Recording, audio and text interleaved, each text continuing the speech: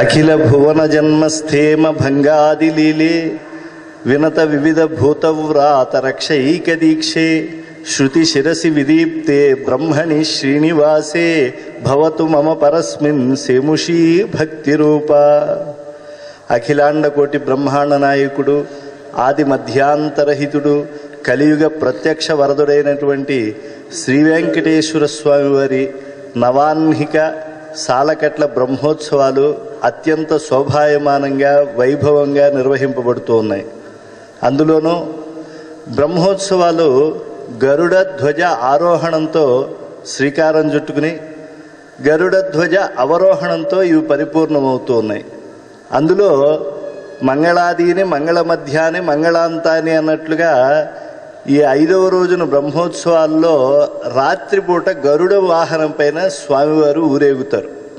అంతకు మించి విశేషం ఏమిటి అంటే ఈరోజు స్వామివారికి పల్లకి సేవ ఉదయం అయినప్పటికీ మోహిని అవతారము అని అంటారు.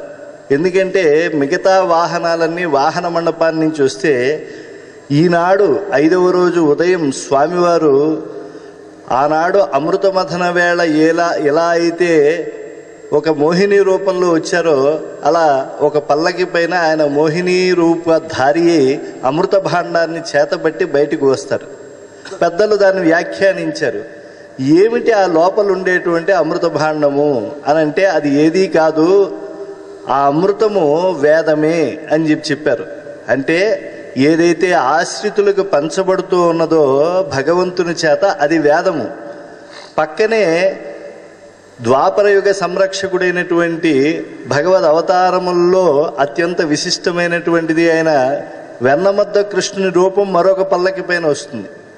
అంటే 2 పల్యంకికా సేవలను అందుకుంటూ పరమాత్మ మోహిని రూపంలో ఇటు వెన్నమద్ద కృష్ణుడిగా ఆలయంలోకి బయటికి వస్తారు. బ్రహ్మోత్సవాల్లో ఈ 5వ రోజుకు మరింత విశిష్టత ఏమిటి అంటే ద్రవిడ వేదాన్ని లోకానికి అనుగ్రహించినటువంటి 12 మంది ఆళ్వారుల్లో ఏకైక మహిళామూర్తి గోదాదేవి. గోదాదేవి ప్రేమతో చక్కెరక్కై వేంగడ వరకు ఎన్నై విదిక్కిట్రియే, చక్రాయుధాన్ని ధరించినటువంటి శ్రీనివాసుడే నా ప్రియుడు అని చెప్పి ఆవిడ తీర్మానించి అక్కడి నుంచి ఆవిడ తులసిమాలలు పంపిస్తుంది. కనుక అలా శ్రీరంగేశుని హృదయేశ్వరి పంపించినటువంటి తులసిమాలలు చిలుక ఇవన్నీ కూడా 5వ నాడు ధరించడం జరుగుతుంది.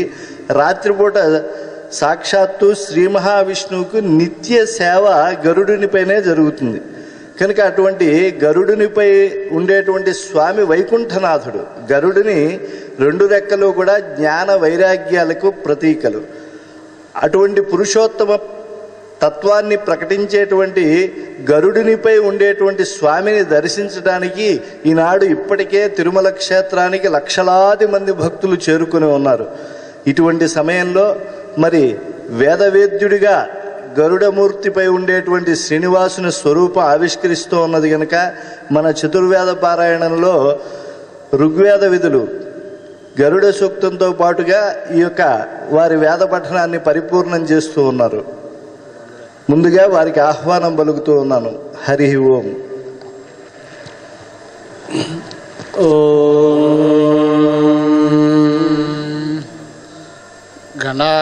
గణానాన్వా గణపతిం హవామహే కవిం కవీనాముపమశ్రావస్తమం జ్యేష్ఠరాజం బ్రహ్మణాం బ్రహ్మణస్పత శృణ్వన్నోతిభిः శ్రీరసాదనం నిషుషీద గణపతే గణేషు త్వామాహుర్విప్రాతమం కవీనాం నరతే త్వక్రియతే కించనారే మహామర్కం మాఘవం చిత్రమర్చ ప్రణో దేవీ సరస్వతీ వాజేభిర్వాజినీవతి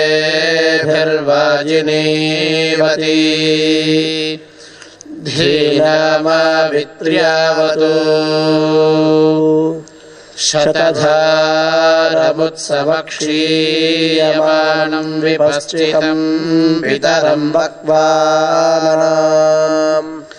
मेळिं वदन्तं पित्रोरुपस्थेतं रोदसी विवृतं सत्यवाचम् ऋचो अक्षरे परमेव्यो मन्यस्मिन् देवा अधिविश्वे निषेदुः यस्तन्न वेद किमृचा करिष्यति य इत्तद्विदुस्त इमे समासते वेदवातस्य वर्तरि मुरोर्विश्वस्य बृहतः वेदाये अध्यासाते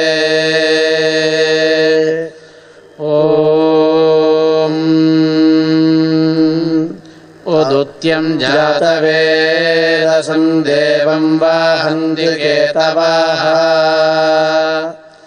दृशे विश्वाय सूर्यम् अपत्येतायवो यथा नक्षत्रायन्ति ऋतुभिः शूराय विश्वचक्षसे अदृश्रमस्य केतवो विरश्मयोजनाम् अनु भ्राजन्तो अग्नयो यथा तरणिर्विश्वदर्शतो ज्योतिष्कृतासि सूर्य विश्वमाभासि रोचनम् प्रत्यं देवानां विशः प्रत्यङ्गुदेशि मानुषान् प्रत्यं विश्वं स्वदृशे येनापावकचक्षसा भुरण्यन्तं जनान् अनु त्वं वारुण पश्यासि विद्या मे शिरजस्पृत्स्वहामिमानो अक्तुभिः पश्यन् जन्मानि सूर्य सप्तत्वा हरितोरथे वहन्ति देवसूर्य शोचिष्केशं विचक्षणा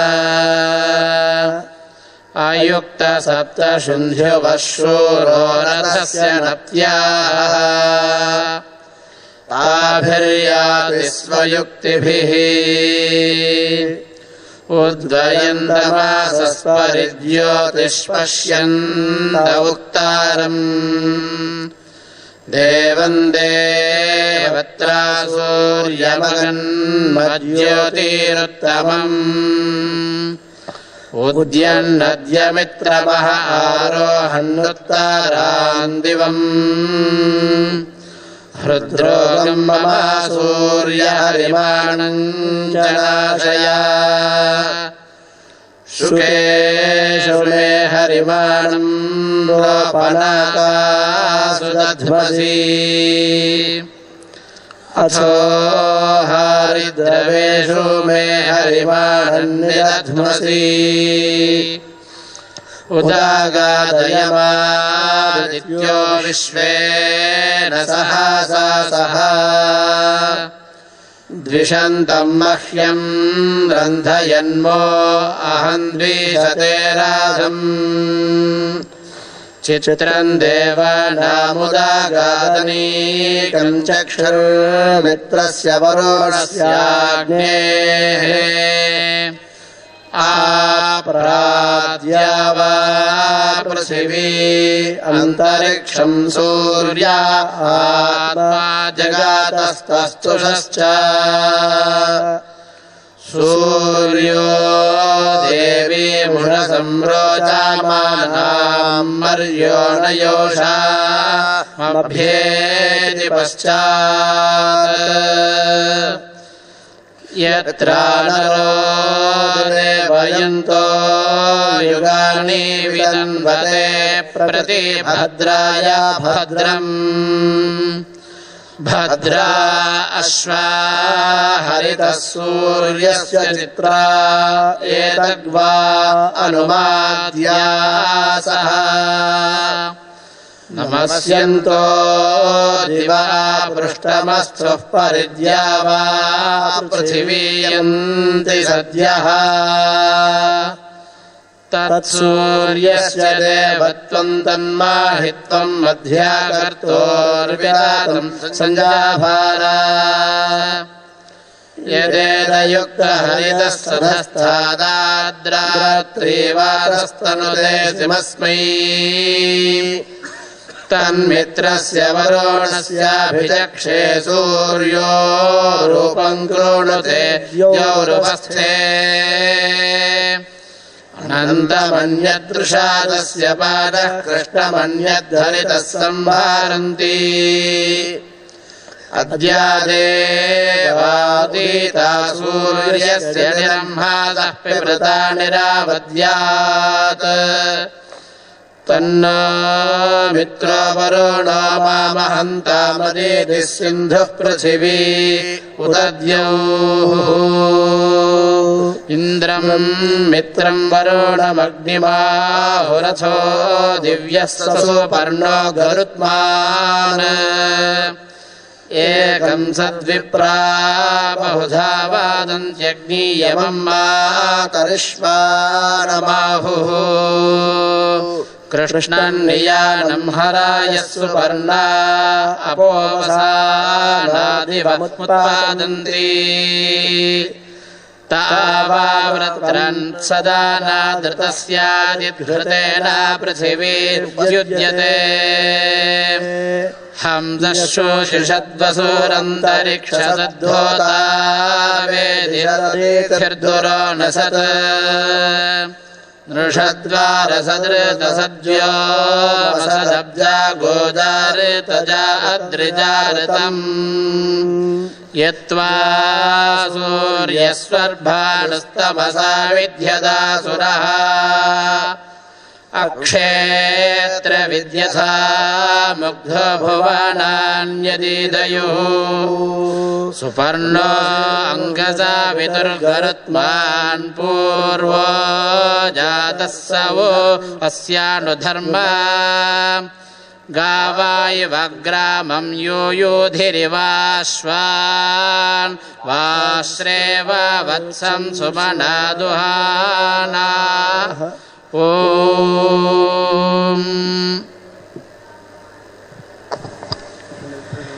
कुङ्कुमाङ्कितवक्षाय कुन्देन्दुधवलाय च విష్ణువాహనమస్తుభ్యం పక్షిరాజాయ తే నమః. జ్ఞాన వైరాగ్యాలను రెక్కలుగా కలిగినటువంటి గరుడాళ్వార్లు ఆశ్చర్యం ఏమిటి అని అంటే వేదములు వేదాంతములను పక్షములుగా కలిగినటువంటి వాడిగా మనకి సంప్రదాయజ్ఞులు అభివర్ణించారు. మరి అటువంటి వేదముల పైన అధివసించి ఉండేటువంటి వారు ఎవరు అంటే పురుషోత్తముడే, అంటే క్షరములకు అక్షరములకు అతీతమైనటువంటి శ్రీమన్నారాయణుడు. అటువంటి శ్రీనివాస పరబ్రహ్మము యొక్క ఊపిరైనటువంటి వేదధారలో శుక్ల యజుశాఖ ఏదైతే సూర్యభగవానుడు తెల్లని అశ్వ రూపంలో దీన్ని ప్రబోధించాడో అటువంటి శుక్ల యజుర్వేద వైభవాన్ని మన మనస్సులో పాదులునేట్లుగా ఇప్పుడు శుక్ల యజుర్వేద పండితులు వారు ఆ యొక్క శాఖను గానం చేసి మనకు వినిపిస్తారు.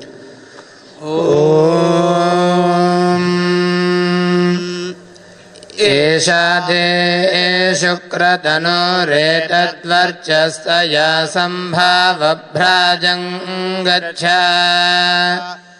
జ్యూరాసి ధృధా మనసా జిష్టా విష్ణవే తస్యాస్తే సత్యసవసః ప్రసవే తనుయంద్రమాసి యస్వాహా చంద్రమాసి శుక్రమస్య మృతామసి వైశ్వదేవమాసి చిదాసి మనాసి ధీరాసి దక్షిణాసి క్షత్రియాసి యజ్ఞియాస్యతిరశుభయదశీర్ష్ణి सा नः सुप्राची सुप्रातीची भव मित्रस्त्वा पतिपत्नीताम् पूषाध्वानस्त्वात्विन्द्रायाध्यक्षाय अनुत्वा मातामन्यतामनु पितानुभ्राता सगर्भ्यो नु सखासयोध्यः सा देवी देवमच्छेहीन्द्राय सोमम् रुद्रस्वा वर्तयतु स्वस्ति सोमा सखा पुनरेहि स्वस्य दितिरस्यादित्यासि रुद्रासि चन्द्रासि बृहस्पतिष्ट्वा सुम्नेरम् नातु रुद्रो वसुभिराचाके आदित्यास्त्वा मूर्धन्नाजिघर्मि देवयजाने पृथिव्या इलायास्पदमासि घृतवत्स्वाहा अस्मे रामस्वास्मे ते बन्धुः त्वे रायो अस्मे रायाः मा वयज्ञो रायस्पोषे न वियोष्मदोतो रायाः समख्ये देव्या धिया सन्दक्षिणयोरुचक्षसा माम आयुः प्रमोषीर्मो अहन्तव वीरान्विते यतव देवि सन्दृशी एष गायत्रो भाग इति मे सोमाय ब्रूता देशदेत्रैष्टु भाग इति मे सोमाय ब्रूतात् एष ते जागतो भाग इति मे सोमाय ब्रूताच्छन्दो मानाना गसाम्राज्यं गच्छतादिति मे सोमाय ब्रूतात् अस्माकोऽसि शुक्रस्ते ग्रह्याः विजितस्त्वा विचिन्वन्तु अभिद्यन् देवज्ञो सवितारामोऽन्यो कविक्रातुमर्चामि सत्यसावज्ञो रत्नधामभिप्रियम् मतिम् कविम् ऊर्ध्वायस्यामतिर्भा अदिद्युतः सवीमनिहिरण्यपाणिरविमीत शुक्रतुः कृपा स्वाहा प्रजाभ्यस्वा प्रजास्वानुप्राणन्तु प्रजास्वमानुप्राणीः चन्द्रन्त्वा चन्द्रेण क्रीणामि शुक्रज्ञ शुक्रेणामृताममृतेन सग्मे ते गोरस्मे ते चन्द्राणि तवासस्तनोरासि प्रजापतेर्वर्णाः परमेण पशुना क्रियसे सहस्रपोषम् भूषेयम् मित्रो न एहि सुमित्रथ इन्द्रस्योरुमाविशदक्षिणम् उशन्नुषन्तग्गुस्यो न स्योनम् स्वानभ्राजाङ्घारे बम्भारे हस्तसु हस्तकृशानो ये ते वस्वमक्रयानास्तान् रक्षध्वम् मावो लभन् परिमाग्नेतुश्चारिताद्बाधस्वामासु चारिते भजा बुधायुषात् स्वायुषोदस्ताममृताम् अनु प्रतिबन्धामपद्महि स्वस्तिकामानेहसम् येन विश्वाः परिद्विषो वृणक्ति विन्दते वसु अदित्यास्त्वगस्यदित्यै सत आसीद अस्तभ्राध्यां वृषभो अन्तरिक्षवमीमेतवरिमाणं पृथिव्याः आसीदद्विश्वभुवनानि सम्राड्विश्वेत्तानि वरुणस्य व्रतानि वनेषु व्यन्तरिक्षं तदा नवाचमर्वत्सु पया उश्रियासु हृत्सु क्रतुं वरुणो विश्वग्निं दिवि सूर्यामदधात्सु ममद्रौ सूर्यस्य चक्षुरारोहाग्निरक्ष्णः कनीनाका यत्रैतासे फिरीयासे भ्राजामानो विपश्चिता उश्रा एतन्धोर्वाहो युज्येथा मनश्रु अवीरहनो ब्रह्मचोदानौ स्वस्ति यजामानस्य गृहान् गच्छतम् भद्रो मे प्रच्यावस्वभुवस्पते विश्वान्यभिधामानि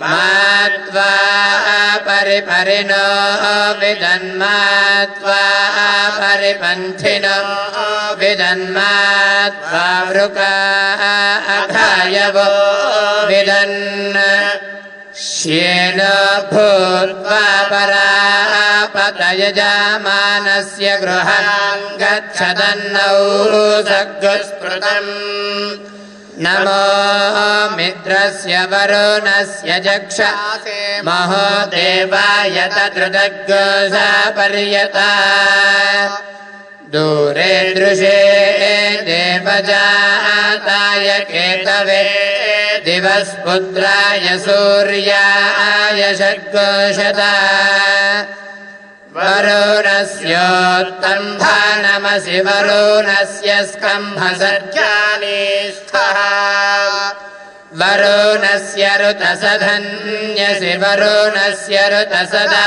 नमसि वरुणस्य ऋतसदा नीमासीद या ते धामानि हविषाय जन्ति ताते विश्वा परिभूरस्तु यज्ञम् गयस्फानः प्रतराणः सुवीरो वीरः प्रजारासो मधुर्यान्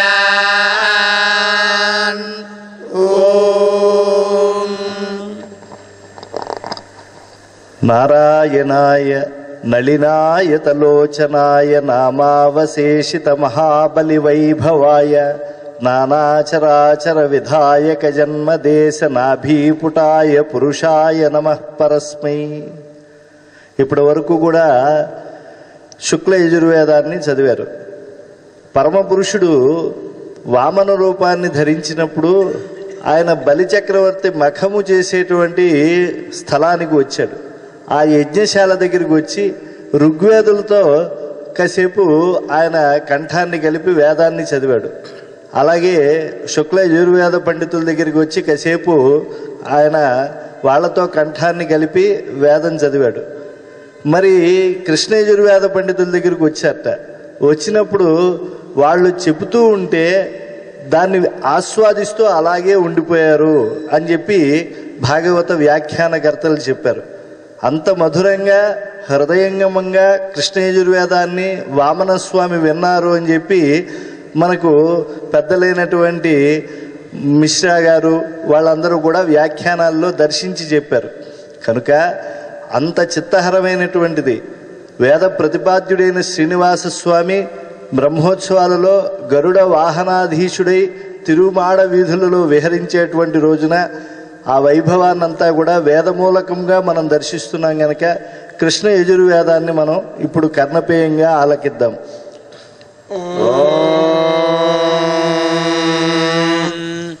గణానాన్త్వా గణపతిగుం హవామహే కవిం కవీనాముపమశ్రవస్తమం ज्येष्ठराजम् ब्रह्मणस्पत आनः शृण्वन्नोतिभिः सीदसादनम् प्रणो देवी सरस्वती वाजेभिर्वाजिनीवती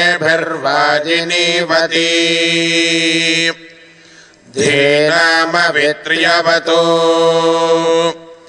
आनो दिवो बृहतः पर्वतादा सरस्वती यजता गन्तु यज्ञम् हवन् देवी जुजुषाणा घृता चीशक्मान्नो वाजमुषति शृणोतु बृहस्पते अतियदर्यो अरुहाद्युमद्विभाति क्रतुमज्जनेषु यद्वेदयच्छवसर्त प्रजात तदस्मासु द्रविणन्धेहि चित्रम् विमिमे त्वापयस्वती देवानाम् धेनुगो सुदुघामनपस्फुरन्ति इन्द्रः सोमम् पिबतु क्षेमो अस्तु नः प्रतिपूरुषमेककपालान्निर्वपत्येकमतिरिक्तम् यावन्तो गृह्यास्मस्तेभ्यः कमकरम् पशूनागुं शर्मासि शर्म यजमानस्य शर्म मे यच्छैक एव रुद्रो न द्वितीयाय तस्थ आखुस्ते रुद्रपशुस्तञ्जुषस्वैषते रुद्रभागः सहस्रस्राम्बिकया तञ्जुषस्व भेषजङ्गभेष्वाय पुरुषाय भेषजमथो अस्मभ्यम् भेषजगुंसु भेषजं यथा सती सुगम् मेषाय मेष्यावाम्बरुद्रमदिमह्यवदेवम् त्र्यम्बकम् यथा न श्रेयसः करद्यथा नो वस्य सः करद्यथा नः पशुमतः करद्यथा नो व्यवसाययात् त्र्यम्बकं यजामहे सुगन्धिं पुष्टिवर्धनम् उर्वारुकमिव बन्धनान् मृत्योर्मुक्षीयमामृतात् एष ते रुद्रभागस्तञ्जुषस्वतेनावसेन परो मोजवतो ते ह्यवततधन्वा पिनाकहस्तः कृत्तिवासाः प्रतिपूरुषमेककपालान्निर्वपति जाता एव प्रजा रुद्रान्निरवदयते एकमतिरिक्तम् जनिष्यमाणा एव प्रजा रुद्रान्निरवदयते एककपाला भवन्ति एकथैव रुद्रन्निरवदयते नाभिघारयति यदभिघारयेत् अन्तर्वचारिणगो रुद्रम् कुर्यात् एकोल्मुखेन यन्ति तद्धि रुद्रस्य भागधेयम् इमान् दिशयन्ति एषा वै रुद्रस्य दिक् स्वायामेव दिशि रुद्रन्निरवदयते रुद्रो वा अपशुकायाहुत्येनातिष्ठत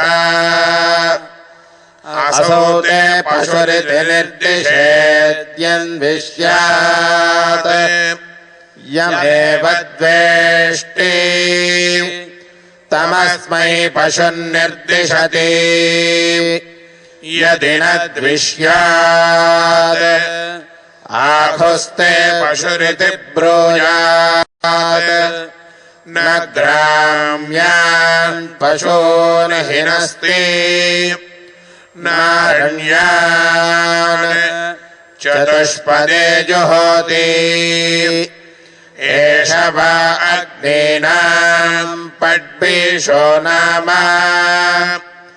अग्निवत्येव जुहोति मध्यमेन पर्णेन जुहोति सृग्येषा अथो खलु अन्तमेनैव होतव्यम् अन्तत एव रुद्रन्निरवदयते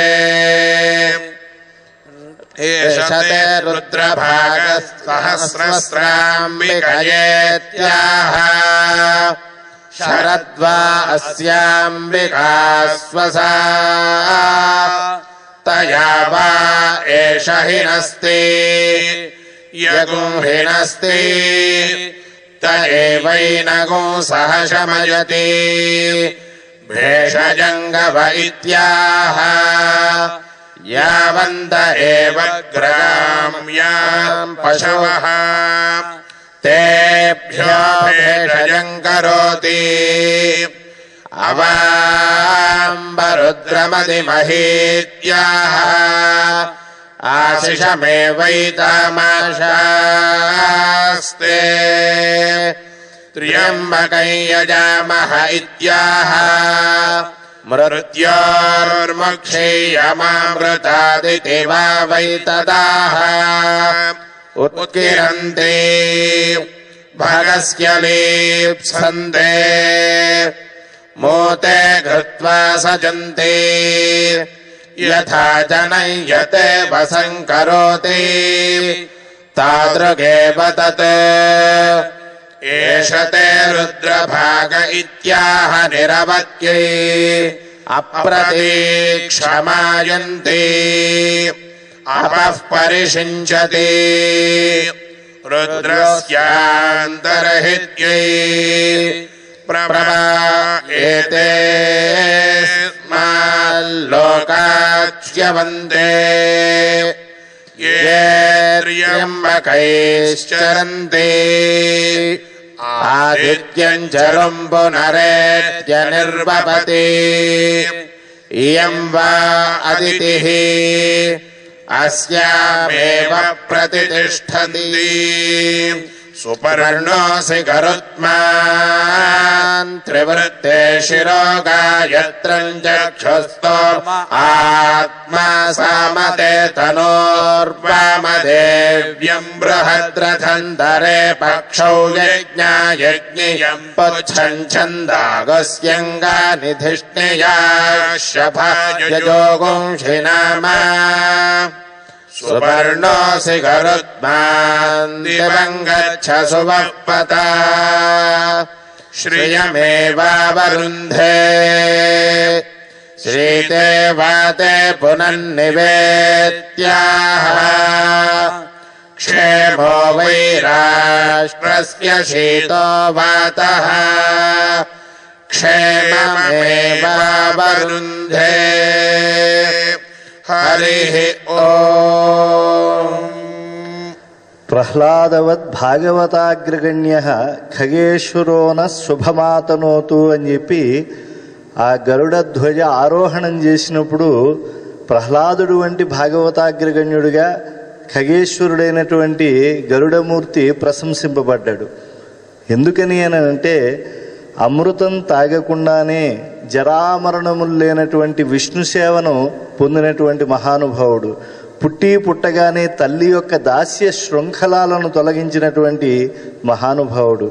అటువంటి గరుడుని పైన శ్రీ వైకుంఠనాథుడు ధరాలోక వైకుంఠంలో ఊరేగుతూ ఉంటే మూలమూర్తిపై సదాభరణాలైనటువంటి మకరకంఠి, లక్ష్మీహారం ఇవన్నీ కూడా అలంకరింపజేస్తారు. అటువంటి సనాతనుడైనటువంటి వేదమూర్తి అయినటువంటి ఆ స్వామిని ఛందోమయేన గరుడేన సముహ్యమానః అని చెప్పి వ్యాస భగవానులు కూడా శ్రీమద్ భాగవతంలో కీర్తించడం జరిగింది. ఇటువంటి గరుడ సేవ రోజున స్వామివారికే చిత్తహరమైనటువంటి సామవేదాన్ని, సామవేద విధులు మనకిప్పుడు వినిపిస్తూ ఉన్నారు. ఓం न आयाहि वीतये गृह्णानो हव्यदातये योदाशत्सि बर्हिषि कयानश्चित्रा भूव दूते सदा वृधः सखा काया सचिष्ठया वृता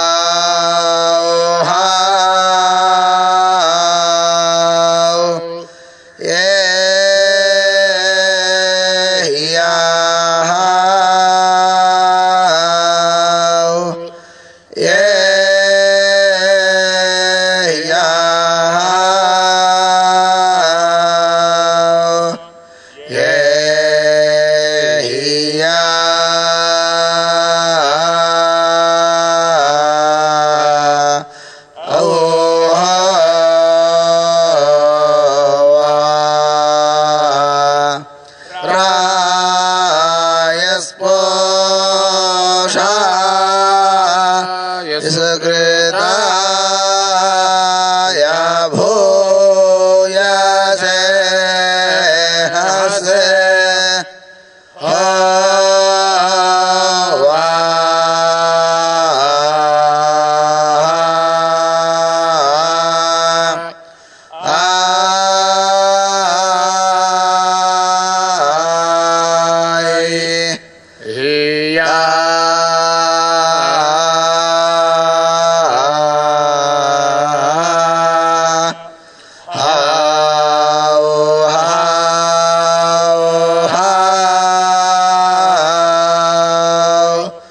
ये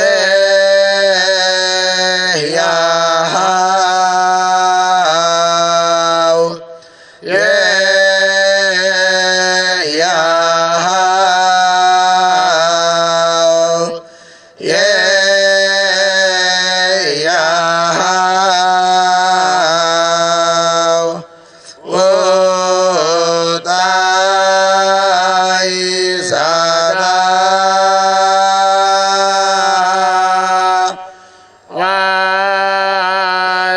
वाधसा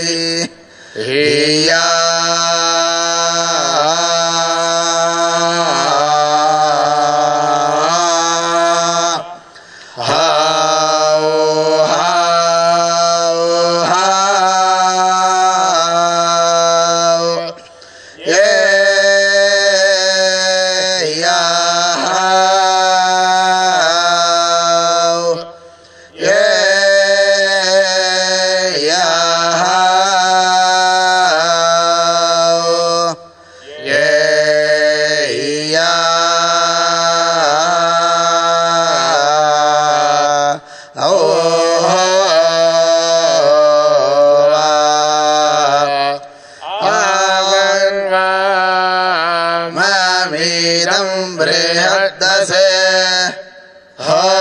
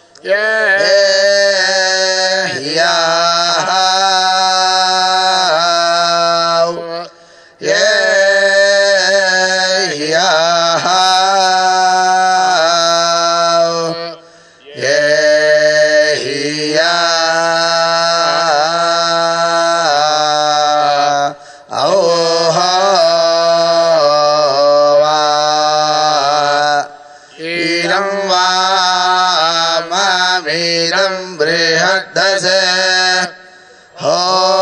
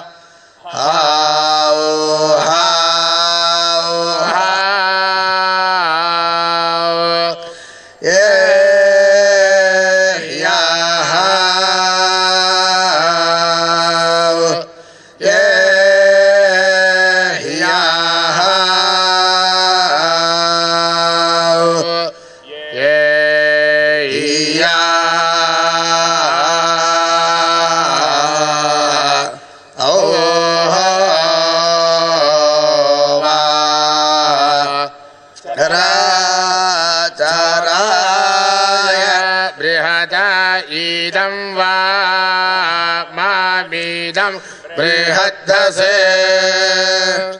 ఓం అభస్తేషాం జయస్తేషాం కుతస్తేషాం పరాభవః ఏషాం ఇందీవరస్యామో హృదయస్థో జనార్దనః.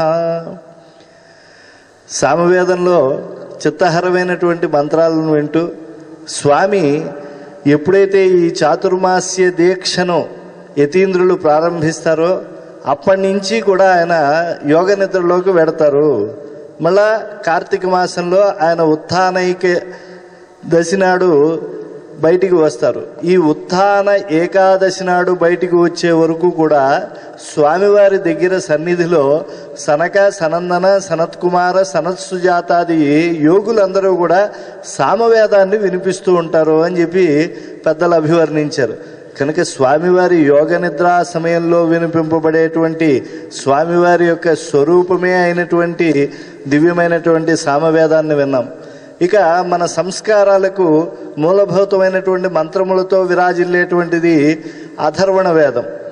మనకి జాతకర్మ నుంచి అంత్యేష్టి వరకు అన్ని సంస్కారాలు అథర్వణ వేదం ద్వారా మనం పొందుతూ ఉన్నాం. వీటి వల్ల చాలా ఉపయోగం. ఎప్పుడో మహర్షులు ఈనాడు అణువులను ఏకీకృతం చేస్తే ఒక మానవులకు ప్రయోజనం చేసేటువంటి వస్తువును ప్రమాదం చేసేటువంటి వస్తువును తయారు చేయొచ్చు అని చెప్పి ఎలా అయితే గుర్తించారో అలా మహర్షులు శబ్దానికి ఉండేటువంటి మాహాత్మ్యాన్ని గుర్తెరిగారు. ఏ శబ్దముల ద్వారా భగవంతునికి ప్రీతి కలుగుతుంది, ఏ శబ్దముల ద్వారా జీవుడికి దేహ దార్ఢ్యం ఏర్పడుతుంది, అశౌచాది దోషాలు తొలగిపోతాయి, ఇవన్నీ కూడా చెప్పారు. దీన్ని ఆధునికులు పరిశోధించారు. కొంతమందికి ఈ చెవులు కుట్టేటప్పుడు కొంతమంది బిడ్డలను పక్కకి తీసి వారికి సంస్కారవంతంగా మంత్రపూతంగా చెవులకు చిల్లులు వేసి వాళ్ళకి ఆ యొక్క సువర్ణంతో ఆభరణాలు తయారు చేశారు. కొంతమందికి అలా చేయకుండా ఉంచారు. అయితే ఇలా ఎవరికైతే ఛిద్రం చేసి చెవులకి ఈ యొక్క సువర్ణాభరణాలు పెట్టారో యథాశాస్త్రీయంగా వాళ్ళకి తాత్కాలికంగా జ్వరం వచ్చింది, కొంత బాధపడ్డారు. కానీ తర్వాత కాలంలో ఒక సంవత్సర కాలంలో వ్యాధి నిరోధక శక్తి ఎవరైతే ఈ సంస్కారం పొందనటువంటి వాళ్ళకి లేదో దాన్ని ఈ సంస్కారం పొందినటువంటి వాళ్ళకి వచ్చింది అని చెప్పి వైద్యులే దాన్ని ప్రకటించారు. దీన్ని వర్తమానంలో రాష్ట్రీయ సంస్కృత విద్యాపీఠానికి ఉపకులపతిగా ఉండేటువంటి మురళీధర శర్మ గారు తమ పరిశోధనా పత్రం ద్వారా ప్రపంచానికి ప్రకటించారు. కనుక ఆధునిక కాలంలో ఏవైతే వేదోక్తమైనటువంటి సంస్కారాలు అథర్వణ వేదం ద్వారా అందుతూ ఉన్నాయో వాటి వల్ల ప్రయోజనం చాలా ఉన్నది అని నిరూపిస్తూ ఉన్నారు. కనుక వీటిని ఆచరించడం మన అనూచాన సంప్రదాయమే కాదు, వైజ్ఞానికమైనటువంటి దివ్య వైభవం అని కూడా మనం గుర్తెరగాలి. ఇప్పుడు తిరుమల తిరుపతి దేవస్థానం ఉన్నత వేదాధ్యయన సంస్థ పక్షాన అధ్యాపనం చేస్తూ ఉండేటువంటి అధ్యయనం చేస్తూ ఉండేటువంటి అథర్వణ వేద విద్వాంసులు వారు గరుడ గమనుడైనటువంటి శ్రీనివాస ప్రభువు యొక్క వైభవాన్ని దృష్టిలో ఉంచుకుని వేదపారాయణం చేస్తూ ఉన్నారు. ఓం గణనాథ సరస్వతి రవి శుక్ర బృహస్పతి చాని స్మరే నిత్యం వేదవాణి ప్రవర్తతే. ఓం సమాస్వాగ్నరతవో వర్ధయంతు సంవత్సరారుషా యోయాని సత్యా సందివ్యేనాదీదిః రోచనేన విశ్వా ఆభాః ప్రదిశశ్చతస్రః సంచేద్యస్వాగ్నే ప్రచావర్ధయేమముజ్జాతిష్ఠ మహతే సౌభాగాయ మాతే రిషన్నుపసత్తారో అగ్నే బ్రహ్మాణస్తే యశసః సంతు మాన్యే త్వామగ్నే వృణతే బ్రాహ్మణా ఇమే శివో అగ్నే సంవరాణే భవానః సపత్నః అగ్నే అభిమాదిజిద్భావస్వేగయే జాగృహ్య ప్రాయచ్చన్ క్షత్రేణాగ్నే స్వేన సంరాభస్వ మిత్రేణాగ్నే మిత్రధాయాతస్వ జాతానాం మధ్యమేష్ఠారాజ్ఞామగ్నే విహవ్యో దీదిహీహ అతినిహో అతిసృధోత్యచిత్తీరతిద్విషాః विश्वाह्यग्ने दुरितातारत्वमथास्मभ्यम् सह वीरम् रयिन्दाः अघद्विष्टा देवजाता वीरुच्छापथयोपानि आपो मलामिव प्राणीक्षीत् सर्वान्मच्छपथाम् अधि यश्चासा पत्रश्च पथो जाम्याश्च पथश्च यः ब्रह्मायन्मन्युतश्च पात् सर्वम् तन्नो अधस्पदम् दिवो मूलमवाततम् पृथिव्या अध्युत्तातम् तेन सहस्राकाण्डेन परेणः पाहि विश्वताः परिमाम् परिमे प्रजाम् परेणः पाहि यद्धनम् अरातिर्नो मातारीर्मानस्तारिषुरभिमादयः शप्तारामेतु शपथो यः सुहार्तेनानः सह चक्षुर्मन्त्रस्य दुर्हार्दः पृष्ठीरपि शृणीमसि उदागाताम् भगावती विचृतौ नामताराके विक्षेत्रियस्यामुञ्चतामधमम् पाशामुत्तमम् अपेयम् रात्र्यच्छत्वोच्छन्त्वभिकृत्वारीः वीरुक्षेत्रियनाशन्यपक्षेत्रियमुच्छतु बभ्रोरर्जो न काण्डस्य यवस्यते पलाल्यातिलस्य तिलपिञ्ज्या वीरुक्षेत्रियनाशन्यपक्षेत्रियमुच्छतु नमस्ते लाङ्गालेभ्यो नमा ईशायुगेभ्यः वीरुक्षेत्रियनाशन्यपक्षेत्रियमुच्छतु नमः सनिस्रसाक्षेभ्यो नमः सन्देश्येभ्यः नमः क्षेत्रस्य पताये वीरुक्षेत्रियनाशन्यपक्षेत्रियमुच्छतु दशावृक्षमुञ्चेमम् रक्षासोऽग्राह्या अधियैनम् जग्राहपर्वासु अथो एनम् वनस्पते जीवानाल्लोकमुन्नाय आगादुदागादयम् जीवानाम् व्रातमप्यागात् अभूदु पुत्राणाम् पिता नृणाम् च भगावत्तमः अधीतिरध्यागादयमधीजीव पुरा आगन् शतम् यस्य सहस्रामुत वीरुधाः देवास्ते चीतिमाविदन् ब्रह्माणा उत वीरुधाः चीतिन्ते विश्वे देवा अवीदन् भूम्यामधि यश्चकारस निष्कारः स एव सुभीषक्तमः स एव तुभ्यम् भेषजानि कृणवद्भिषजाशुचिः क्षेत्रिया त्वा निवृत्त्याजामि शंसाद्रुहो मुञ्चामि वरुणस्य पाशात् अनागसम् ब्रह्माणा त्वा गृणोमि शिवे तेऽद्या वा पृथिवी उभे स्ताम् शन्ते अग्निः सहाद्भिरस्तु शंसोमः स्वहोषाधीभिः एवाहम् त्वाम् क्षेत्रियान् निरृत्याजामि शंसाद्रुहो मुञ्चामि वरुणस्य पाशात् अनागसम् ब्रह्माणा त्वा गृणोमि शिवे तेऽद्या वा पृथिवी उभे स्ताम् शन्ते वातो अन्तरिक्षे वयो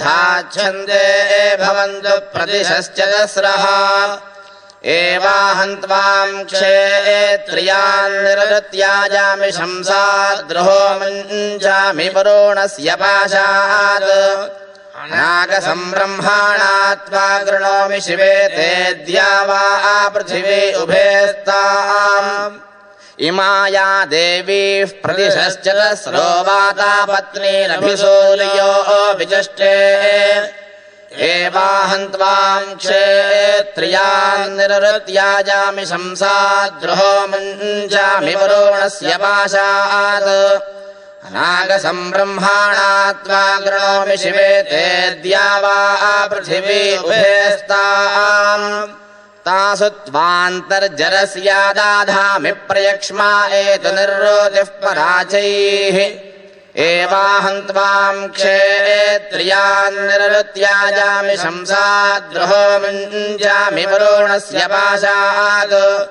अनागसं ब्रह्माणा त्वा गृणोमि शिवे तेऽद्या वा पृथिवी उभयस्ताम् अमुत्थायक्ष्माद्दुरितादावद्याद्रुहः पाशाद्ग्राह्याश्चोदामुक्थाः एवाहं त्वां क्षेत्रियान् निरृत्याजामि शंसाद्रुहो मुञ्चामि वरुणस्य पाशात् अनागसं ब्रह्माणा त्वा गृणोमि शिवे तेऽद्या वा पृथिवी उभयस्ताम् अहा अरातिमवीरस्यो नमप्याभूद्भद्रेषु कृतस्य लोके एवाहं त्वां क्षेत्रियान् निरृत्याजामि शंसाद्रुहो मुञ्चामि वरुणस्य पाशात् अनागसं ब्रह्माणा त्वा गृणोमि शिवे तेऽद्या वा पृथिवी उभयस्ताम्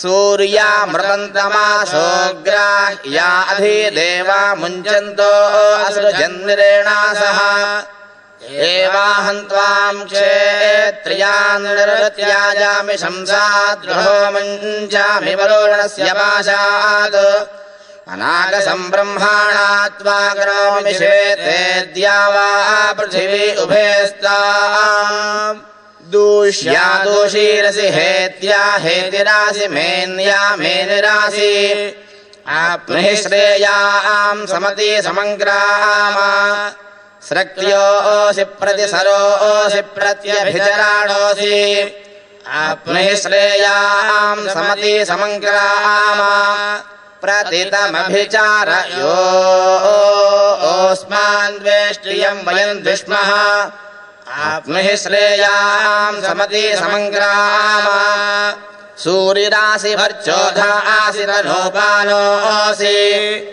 आप्नुहि श्रेयां समति समङ्ग्रामा शुक्रोऽसि भ्राजोऽसि स्वारसि ज्योतिरसि आप्नुहि श्रेयां समति समङ्ग्रामा द्या वा पृथिवी उर्वा अन्तरिक्षं क्षेत्रस्य पत्न्योर्गायोद्भूतः उतान्तरिक्षमुर्वाता गोपन्त इह तप्यन्तां मयि तप्यमाने इदं देवा शृणुतये यज्ञयाश्च भरद्वाजो मह्या मुक्तानि शंसति पाशे स बद्धो दुरिते नियुज्यतां यो अस्माकं मना इदं हिनस्ति इदमिन्द्र शृणुहि सोमपयत्वा हृदा शोचाता जोहावीमि वृष्ट्यामिदं कुलेशेनेव भक्षं यो अस्माकं मना इदं हिनस्ति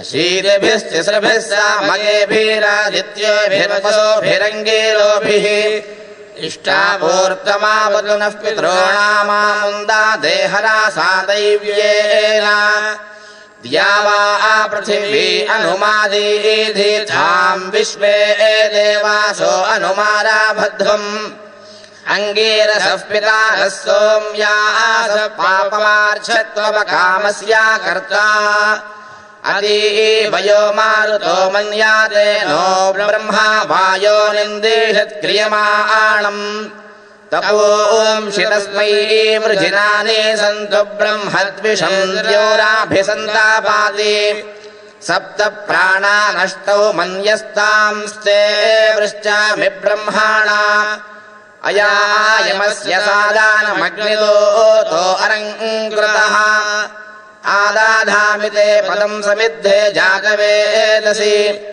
अग्निश्रीरं मे वेष्ट्वसुम्वागपि गच्छतु శ్రీ వెంకటేశ్వర స్వామి వారి యొక్క గరుడోత్సవం జరిగేటువంటి మహత్వపూర్ణమైనటువంటి దివసం. అంతేకాదు శ్రీ వెంకటేశ్వర ఉన్నత వేదాధ్యయన సంస్థ శ్రీనివాస వేద విద్వత్ సదస్సులు చతుర్వేద పారాయణంతో పాటుగా ఈనాడు మహనీయులైనటువంటి వేద నిష్ణాతులైనటువంటి వారి చేత అనుగ్రహ భాషణాన్ని కూడా ఏర్పాటు చేయటం జరుగుతున్నది. ఈనాడు హరి అవతారములే అఖిల దేవతలు అన్నట్లుగా ఆ యొక్క హరి వైభవాన్ని కొంతమంది అమ్మవారి రూపంలో, కొంతమంది వివిధ దేవతా రూపాల్లో కూడా దర్శిస్తూ ఉంటారు. అటువంటి పరబ్రహ్మమైనటువంటి శ్రీనివాసుని తత్వాన్ని మహత్వాన్ని గుర్తెరిగి కీర్తించినటువంటి మంత్రాల్లో దుర్గా సూక్తం ఒకటి. వేద విధులు అందరూ కూడా దుర్గా సూక్తాన్ని ఇప్పుడు పఠిస్తూ ఉన్నారు.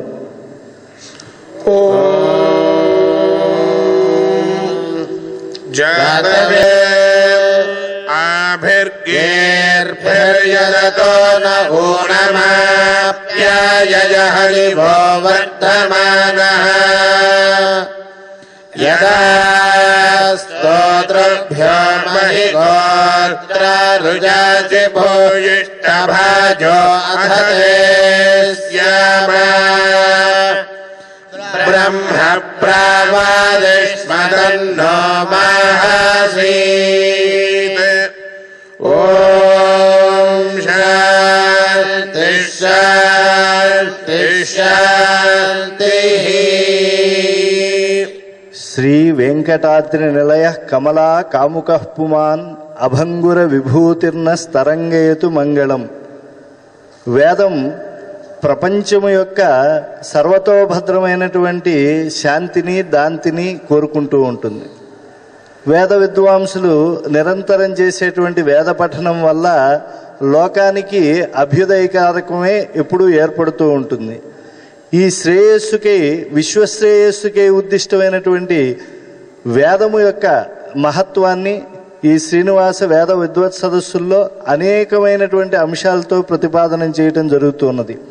ఈరోజు ఈ విశ్వశాంతికి వేదము ఏ విధంగా ఉపకరిస్తూ ఉన్నదో తెలియచేయడానికి ఆచార్య మోరేశ్వర్ ఘయాసిస్ గురూజీ ఈనాడు తిరుమల క్షేత్రానికి మన యొక్క వెంకటేశ్వర ఉన్నత వేదాధ్యయన సంస్థ పక్షాన చేసినటువంటి ఆహ్వానాన్ని మన్నించి విచ్చేశారు. వారు విశ్వశాంతికి వేదము ఏ విధంగా ఉపకరిస్తుంది అని చెప్పి తెలియజేస్తారు. దానికి ముందుగా వారి గురించి 2 మాటలు చెప్పదలుచుకున్నాను. ఈరోజు భారతావనిలో పరమ ప్రమాణంగా ఋగ్వేదాన్ని పాఠం చెప్తూ ఉండేటువంటి వేద పాఠశాలలో పూనాలో ఉండేటువంటి వేద భవన్ ఒకటి. కేవలం వేద అధ్యయనము అధ్యాపనము మాత్రమే కాకుండా ప్రచురణలు కూడా చేస్తూ ఉంటారు. గతంలో వారు ఋగ్వేద ప్రతిని సమగ్రంగా భారతదేశంలో ఉండేటువంటి అన్ని పాఠాలని సమన్వయించి వేసినటువంటి ఆ పుస్తకాన్ని కూడా తిరుమల తిరుపతి దేవస్థానం ఉన్నత వేదాధ్యయన సంస్థ పక్షాన చేసినటువంటి ఆర్థిక సహకారంతో ముద్రాపించబడింది. అలాగా ఇతోధికమైనటువంటి వేద సేవ చేసేటువంటి ఈ యొక్క తిరుమల తిరుపతి దేవస్థానం పక్షాన వారు ఈనాడు ఆహ్వానాన్ని అందుకుని విచ్చేసి విశ్వశాంతికి వేదం ఏ విధంగా ఉపకరిస్తూ ఉన్నదో అద్యతన సమాజానికి వారు వారి యొక్క మధురమైనటువంటి హిందీ భాషలో తెలియజేస్తారు.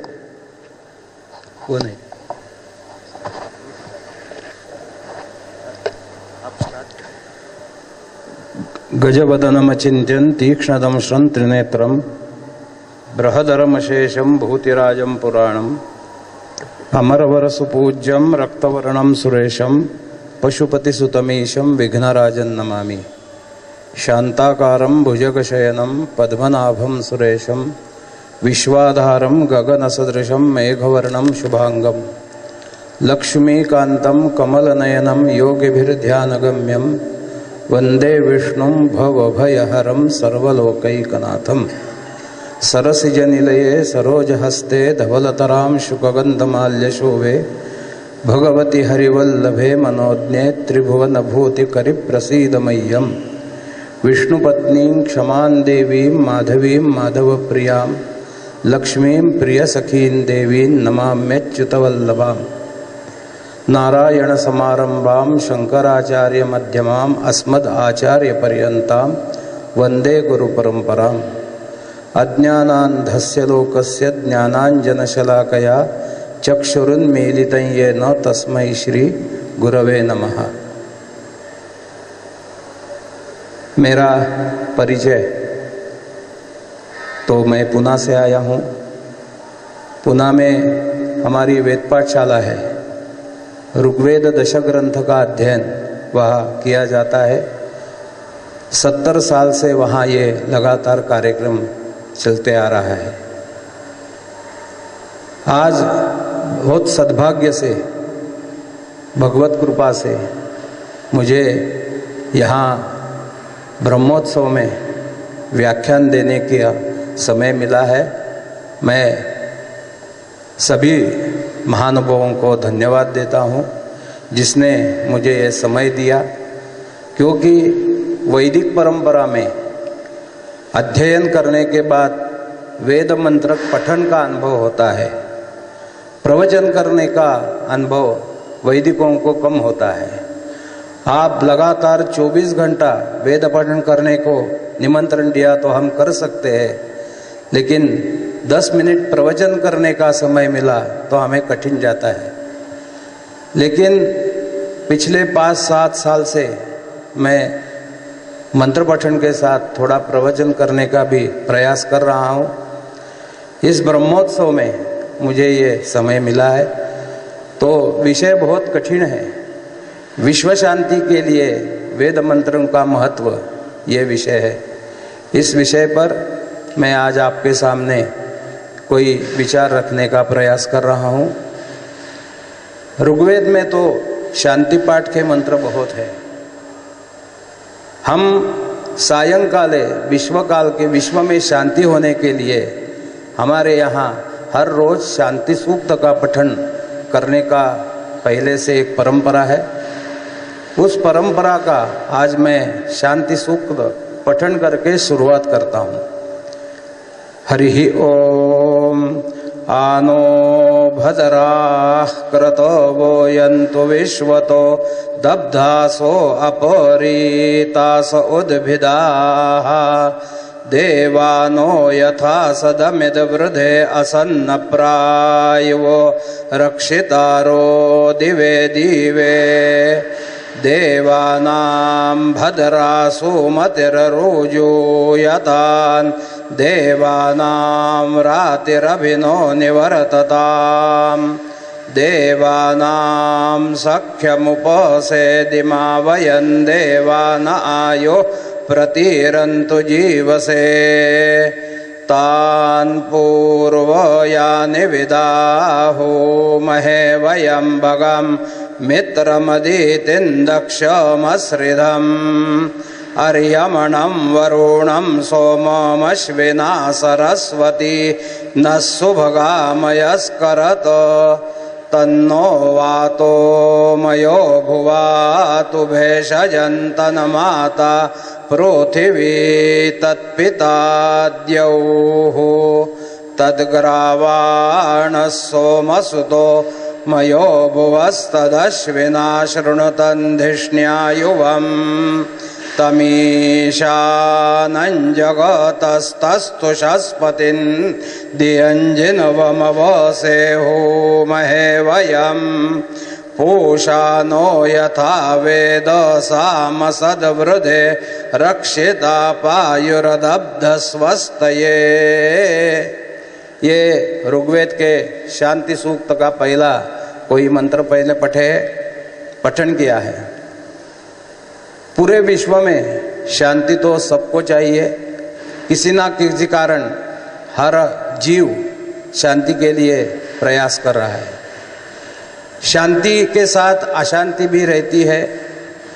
जब अशांति बढ़ जाती है तो शांति की कीमत क्या है ये हमारे ध्यान में आना शुरू होता है। शांति को क्यों निकल जाती है? जो विहित कर्म से हम जब दूर जाते हैं, हर जीव को अपने आप को विहित कर्म भगवान ने जन्म के पहले ही जन्म के बाद अपना अपना जो विहित कर्म है वो दिया है। जो विहित कर्म करने से हम दूर जाते हैं, जो हमें जो कर्म दिया है, ब्राह्मणों को सुबह उठ के स्नान संध्या करना, उसके बाद वेदाध्ययन करना, उसके बाद अध्यापन करना, उसके बाद वेद की उपासना करना, और ये किसी लिए करना, पूरे विश्व में जितने जीव है उनका जीवन अच्छी ढंग से चलने के लिए हमें प्रार्थना करना है।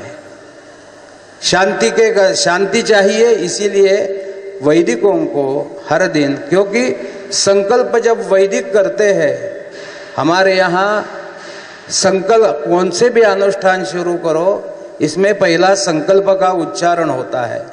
ये मैं क्यों कर रहा हूँ, इसका कारण क्या है, मैं कौन हूँ, ये सब संकल्प करके हम सर्वारिष्ट शांत्यर्थे ऐसा संकल्प करके कौन सा भी अनुष्ठान या मंत्र पठन या अध्ययन अध्यापन शुरू करते हैं। जब वैदिक ऐसा संकल्प करते हैं तो पूरे विश्व के लिए वो उनका संकल्प का महत्व होता है, क्योंकि सर्वारिष्ट शांत्यर्थे यानी पूरे विश्व में जितने जीव है उसमें मनुष्य तो है ही, लेकिन मनुष्य छोड़कर बहुत जीव है, उनको शांति मिलने के लिए, उनका जीवन सहज होने के लिए हम प्रार्थना करते हैं सर्वारिष्ट शांत्यर्थे। तो इसीलिए शांति की संकल्पना, शांति का कार्य जितना जितना वेद में कहा है उसमें और किसी में नहीं सोचा ही नहीं है। हर वेद में शांति सूक्त है ही, शांति का कर्म, शांति का जो विषय है वो हर वेद में, हर मंत्र में है। क्योंकि जो विहित कर्म है वो विहित कर्म हम जरूर करेंगे तो शांति तो मिलती है। जब शांति होती है तो पूरा सहजीवन हमारा अच्छा चलता है। आज पूरे विश्व में आप कहाँ भी जाइए शांति बहुत कम हो रही है। देश हो विदेश हो सब जगह हमें कुछ चाहिए, और जब चाहिए आता है तो अशांति शुरू हो जाती है। जो भगवान ने हमें दिया है वो काफ़ी है, वो मेरे भाग्य से प्राप्त हुआ है, उसको पकड़ के आगे जाना ये विचार मन से दूर हो जाता है तो शांति कम होनी शुरू हो जाती है। मुझे ये चाहिए, मुझे ये चाहिए, वो चाहिए, ऐसा मन में जब विचार आता है तो अशांति की शुरुआत हो जाती है। और इसी सबके लिए वैदिक विद्वानों की एक जिम्मेदारी बढ़ जाती है कि वेद तो सारे विश्व के लिए है। अध्ययन हम करते हैं, वेद का अध्ययन अधिकार अनुसार हम करते हैं। जिसका ऋग्वेद है वो ऋग्वेद का अध्ययन करता है, जिसका यजुर्वेद है वो यजुर्वेद का अध्ययन करता है, क्योंकि उसमें थोड़ा विषय यह है, ऋग्वेद का संस्कार, उपनयन संस्कार जिसके ऋग्वेद से यानी अश्वलायन सूत्र से होता है, उसको ऋग्वेद पढ़ने का अधिकार होता है। आप ये मत सोचिए कि हम किसी भी वेद का अध्ययन कर सकते हैं, किसी भी वेद का अध्ययन कर सकते हैं, लेकिन हमें जो जन्म मिला है, जिस कुल में जन्म मिला है, जिस वेद के हम हैं, उस वेद का अधिकार उपनयन से हमें मिलता है। और स्वशाखीय अध्ययन करने के बाद हम दूसरे शाखों का अध्ययन पुनरुपनयन करके कर सकते हैं। ये वेदाज्ञा का अध्ययन पालन करेंगे तो हमारे शांति मंत्र में बहुत शक्ति प्राप्त होती है। इसीलिए जो जिस हमने सूत्र से हमारा उपनयन किया है, उस सूत्र का अध्ययन करके जब हम वेद मंत्रों का और वेद शाखों का अध्ययन करेंगे तो हमारे मंत्र में एक विशिष्ट शक्ति आती है। विशिष्ट शक्ति आती है, वो कैसी होती है? विशिष्ट शक्ति का अर्थ यह है कि जब हम शांति सूक्त का पठन करेंगे तो हमारे मन में कोई संदेह भी नहीं आना चाहिए कि हमने शांति सूक्त का पठन किया है तो अभी शांत होगी या अशांत होगा। जब वैदिक विद्वान शांति मंत्र का पठन करते हैं और पठन करने के बाद वो मंत्र में इतनी शक्ति है कि शांति आना ही चाहिए, आने ही चाहिए। तो इसीलिए शांति सूक्त का और विश्व में शांति के लिए वेद का अध्ययन और वेद का अध्यापन बहुत जरूरी है। हमारे ऊपर जिम्मेदारी है, क्योंकि विप्र जो ब्राह्मण है वो तो युद्ध नहीं कर सकते हैं, उनका युद्ध का विषय ही नहीं है। लेकिन ब्राह्मणों की, वैदिक विद्वानों की जिम्मेदारी क्या है? वो युद्ध के बिना सभी विश्व में शांति निर्माण करने के लिए अपने मंत्रों का प्रयोग करके, अपने मंत्रों का उपयोग करके ये जो संकल्पित शांति है जो हम चाहते हैं, शांति तो सबको चाहती है, शांति के बिना हमारा जीवन चलेगा भी नहीं। तो इसीलिए शांति चाहिए, विश्व के लिए शांति चाहिए, तो हमें मंत्रों का उच्चार करना बहुत जरूरी है। और मंत्रों का उच्चार करने के लिए जो शक्ति होनी चाहिए वो ब्राह्मणेन निष्कारणेन षडंगो वेदोद्येतव्या ज्ञेयश्च, यानी अध्ययन करना और उसका अर्थ भी पढ़ना। ये हम जब करें, परंपरा के साथ करेंगे तो हमारे मंत्रों में शक्ति प्राप्त होती है। और शक्ति इतनी होती है कि शांति तो चाहिए, वेद में शांति है, वेद का पठन करने के बाद शांति है, लेकिन केवल शांति से कुछ काम नहीं होता है। शांति के बाद अच्छा धन मिलने के लिए चाहिए, देश चलाने के लिए कुछ हमें चाहिए। तो इसीलिए मंत्रों का विनियोग करना, और मंत्रों का विनियोग करने के बाद शांति और पूरा हमारा विश्व अच्छी ढंग से चलता है। विद्यार्थी सब मेरे सामने हैं जो परंपरा के अनुसार इस पवित्र भूमि में 4 ही वेदों का अध्ययन कर रहे हैं। ये बहुत भाग्यशाली विद्यार्थी है वो जो वेदों का अध्ययन कर रहे हैं। इनके जो गुरु है वो गुरु परंपरा से इनको वेदों का अध्ययन पढ़ाते हैं। ये बहुत भाग्यशाली है। इस पवित्र भूमि में आप वेद पढ़ रहे हैं, अध्ययन कर रहे हैं। लेकिन अध्ययन करने से काम नहीं चलेगा। जब अध्ययन करने के बाद अपने अपने पूर्व स्थान पर हम चले जाएंगे तो आप वेदों का विनियोग किस लिए करेंगे, ये भी विचार करने का विषय है। क्योंकि हमारी एक परंपरा है कि मंत्रों का अनुष्ठान करने से मंत्रों में बल प्राप्त होता है। जब गुरु से हम अध्ययन करते हैं तो गुरु द्वारा हमें जब मंत्र का पठन होता है तो गुरु की जो शक्ति है मंत्रों की वो हमारे बीच में आती ही है, ये विश्वास है। वो कोई गुरुजी जो अध्यापक है वो कोई मामूली नहीं है, वो परंपरा से उन्होंने अध्ययन किया है, तो वो उनका मंत्र की शक्ति हमारे साथ संक्रमित होती है। ये परंपरा विश्व से शुरू है।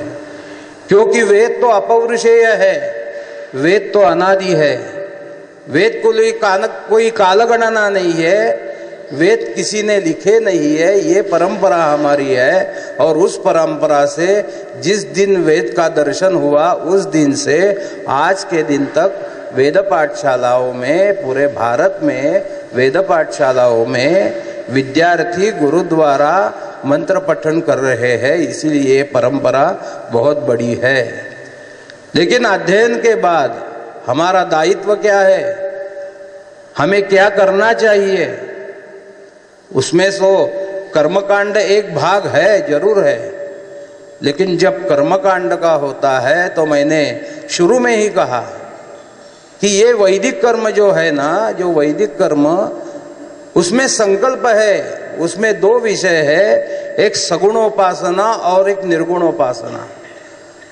जब गायक जो गाना शास्त्रीय गायन गाता है वो जब रियाज करता है तो वो भगवान को प्राप्त होता है।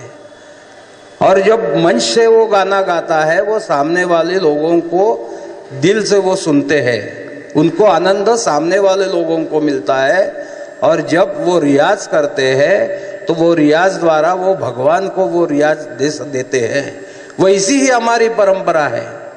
हमारे जो मंत्र है वो मंत्र में सामर्थ्य बनने के लिए, सामर्थ्य रहने के लिए हमें अध्ययन के बाद ज़्यादा से ज़्यादा उसकी आवृत्ति करना भगवान के लिए, ये बहुत जरूरी है।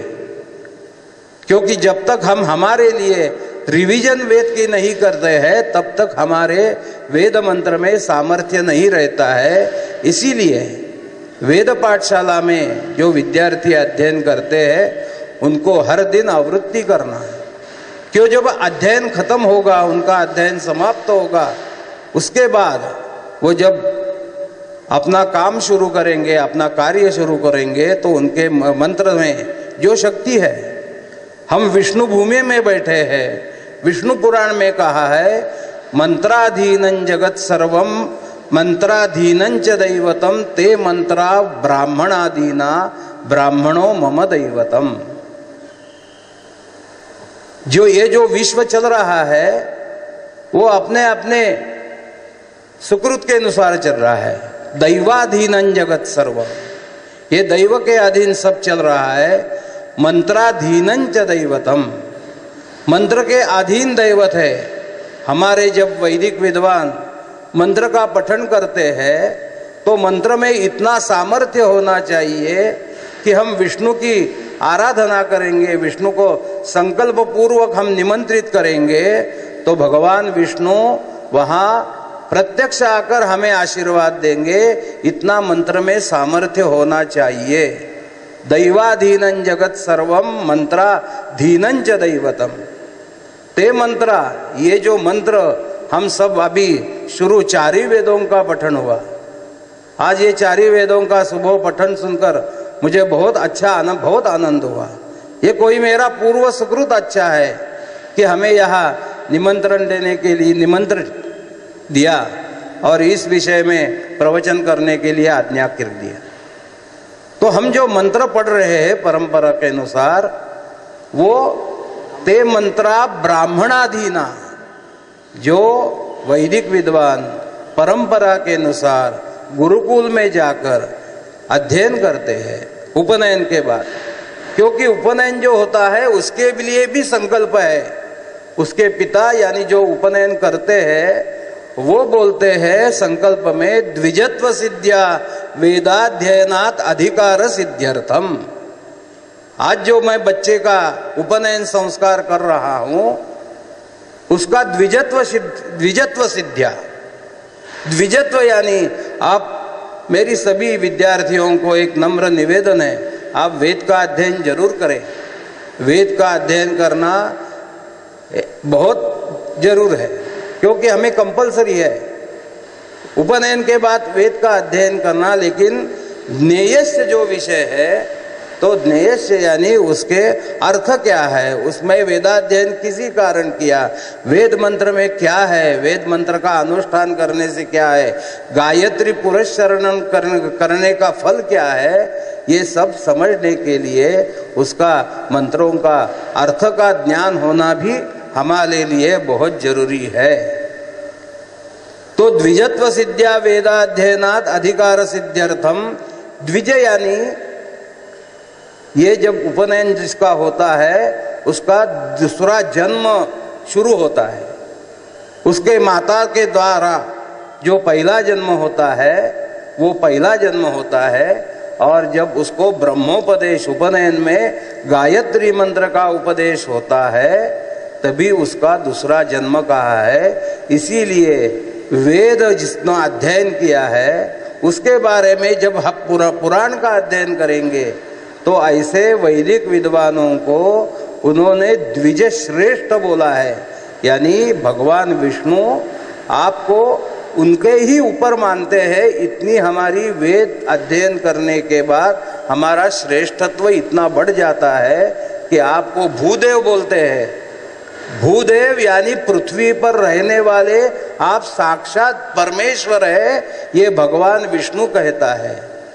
तो इसीलिए हम जब मंत्र ग्रहण करते हैं और मंत्रों का उपयोग करते हैं तो उसके साथ हमारी नित्य उपासना होना बहुत जरूरी है, क्योंकि संकल्प किया है इस विश्व में शांति होना चाहिए, हर का जीवन एकदम अच्छी रूप से चलना चाहिए। ये वैदिक विद्वानों ने प्रार्थना की है। तो ये मंत्र में जब हम मंत्र का विनियोग करेंगे, जो विनियोग उसका संकल्प है उसका फल प्राप्त समाज को मिलने के लिए, क्योंकि जब वैदिक विद्वान संकल्प करते हैं तो मम नहीं बोलते हैं, अस्माकं सर्वेषां सकल कुटुंबानां सहपरिवाराणां द्विपद चतुष्पद सहितानां क्षेम स्थैर्य आयु आरोग्य ऐश्वर्य अभिवृद्ध्यर्थम।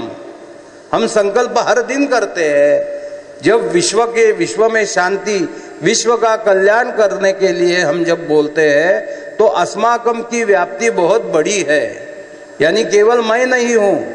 लेकिन ऐसे वैदिक विद्वान जब ये संकल्प करेंगे तो एक वैदिक जब संकल्प करेंगे तो उसके द्वारा संकल्प किया हुआ जो अनुष्ठान है वो पूरे विश्व के लिए होता है। एक वैदिक की क्षमता, एक वैदिक की सामर्थ्य इतना है, वो एक वैदिक जब विश्व के लिए एक मंत्र का पठन करेंगे, शांति सूक्त का पठन करेंगे, तो मन में, हमारे मन में कोई संदेह नहीं है कि मंत्र के पठन के द्वारा शांति होनी ही चाहिए। लेकिन मंत्र कोई गीत नहीं है, मंत्र कोई गाना नहीं है कि कभी भी गाओ, कैसे भी गाओ, किस स्थिति में गाओ। मंत्र अध्ययन करने के लिए, मंत्र पठन के लिए और पठन के बाद उसमें सामर्थ्य होने के लिए एक विशिष्ट पद्धति से ही वेद मंत्र का अनुष्ठान करना बहुत जरूरी है। अब ऋग्वेद के बारे में, मेरा अध्ययन ऋग्वेद का हुआ है, तो ऋग्वेद में जितना मैंने अध्ययन किया है, मेरा जो अध्ययन है वो परंपरा से मेरे पिताजी के पास ही हुआ है। ऋग्वेद दशक ग्रंथ का अध्ययन हुआ है। यहाँ जो ऋग्वेदी वैदिक है उनको मेरा एक नम्र निवेदन है कि आप ऋग्वेद अध्ययन के बाद ऋग्वेद के सब मंत्र जो है उनका अध्ययन जो है, उसका वो मंत्रों का विनियोग किस कारण करना है, इसके लिए ऋग्विधान का अध्ययन करना हमारे लिए बहुत जरूरी है। केवल मंत्र पठन परंपरा से करने में कोई ज्यादा नहीं है, लेकिन मंत्र का विनियोग क्या है, हम इस मंत्र का अध्ययन किस लिए कर रहे हैं। वेद मंत्रों का अध्ययन और उसका अनुष्ठान व्यक्तिगत रूप से करेंगे तो बात अलग है, लेकिन समाज के लिए करेंगे तो उस मंत्र का अनुष्ठान किस कारण दिया है, किस कारण किया है। इसीलिए ऋग्वेद का बृहद ऋग्विधान नाम का ग्रंथ है। ऋग्वेद में 10,552 मंत्र है।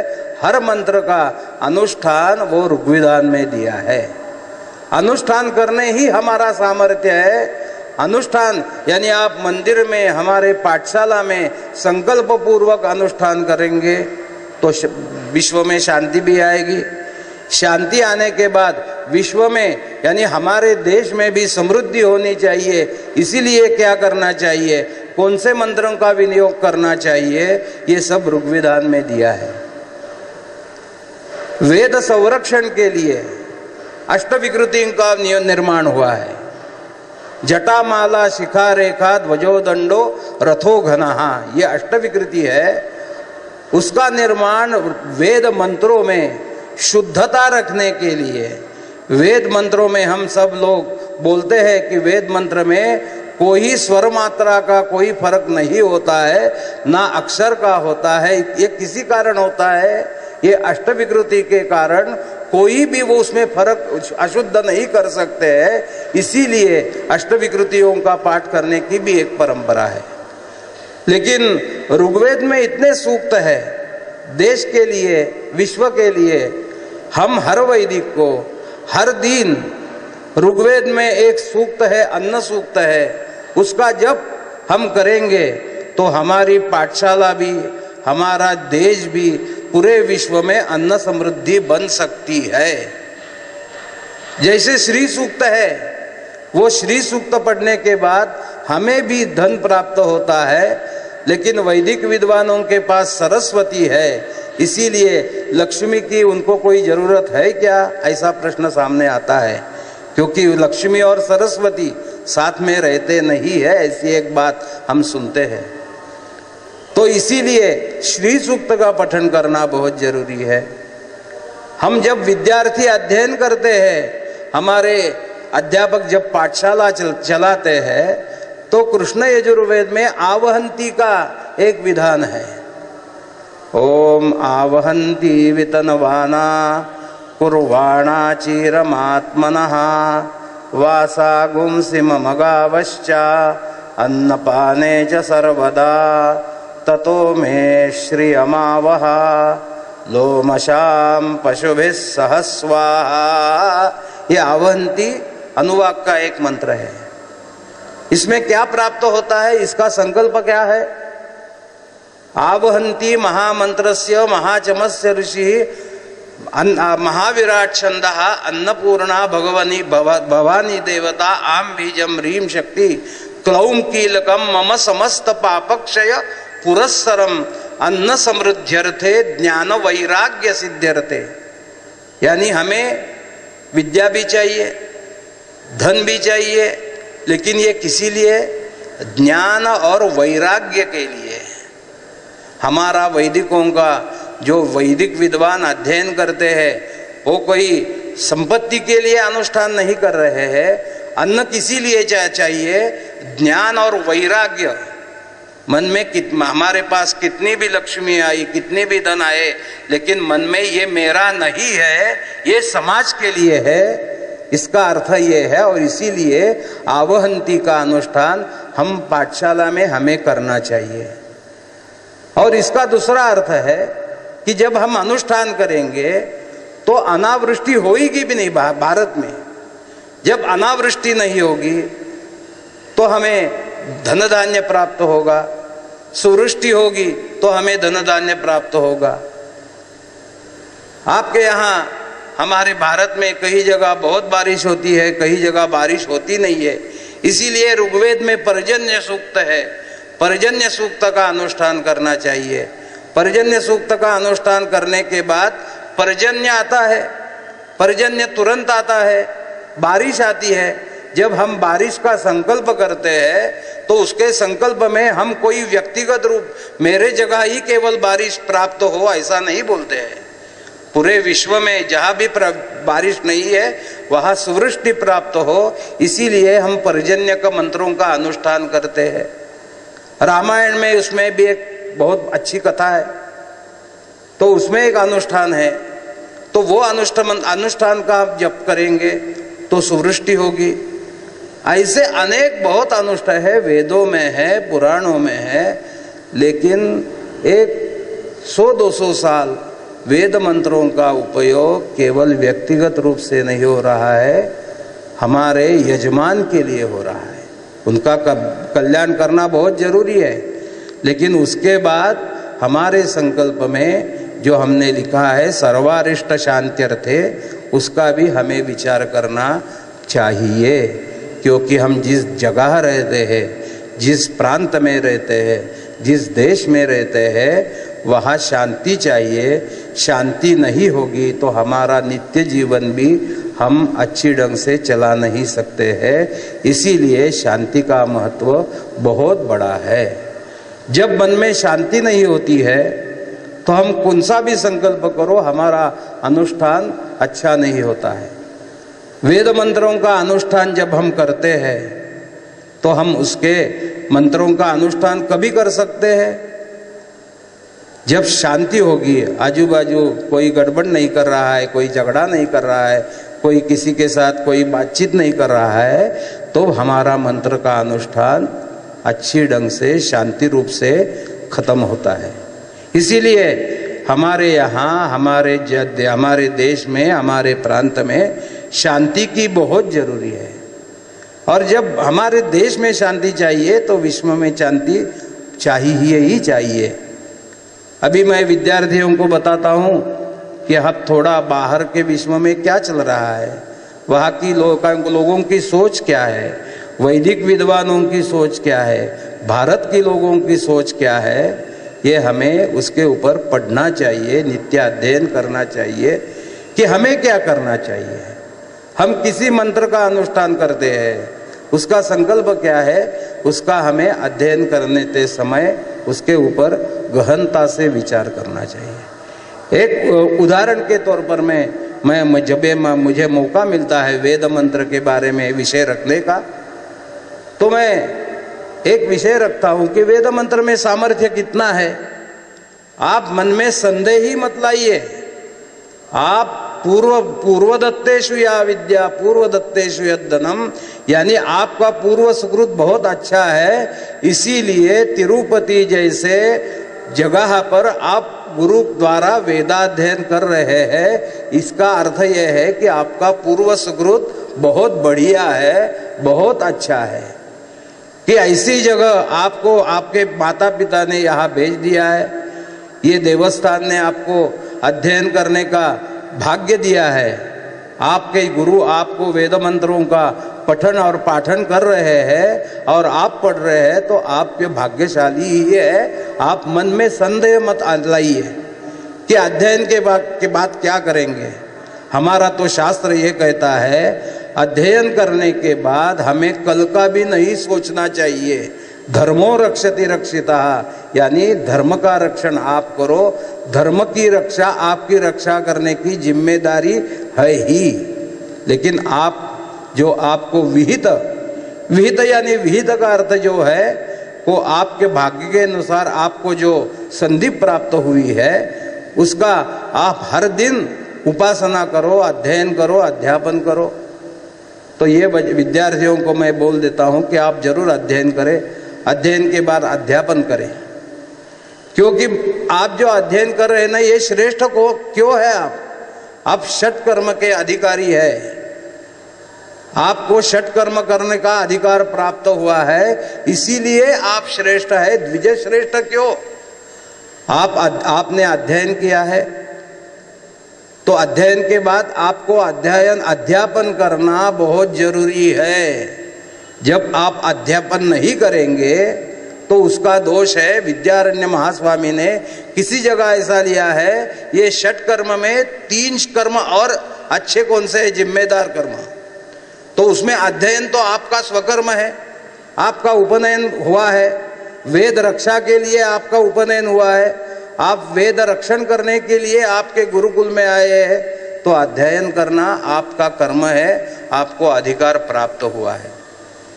लेकिन विप्र के जन्म में अध्यापन का बहुत ज्यादा महत्व है। क्योंकि जब हम अध्यापन नहीं करेंगे तो हमारे आगे जाके जब हमारा शांत हो जाएंगे तो हमें ब्रह्म राक्षस की योनि प्राप्त होती है। इसीलिए अध्यापन करना, अध्ययन के साथ अध्यापन करना हमारे लिए बहुत जरूरी है। आप 1 विद्यार्थियों को पढ़ो, 10 विद्यार्थियों को अध्यापन करो, संख्या को महत्व नहीं है, लेकिन गुरु परंपरा द्वारा हमें जो विद्या प्राप्त हुई है उसका अगले पीढ़ी में हमें दान करना बहुत जरूरी है। इसीलिए विद्यारण्य महास्वामी कहते हैं कि अध्यापन करना बहुत जरूरी है, नहीं तो दोष है।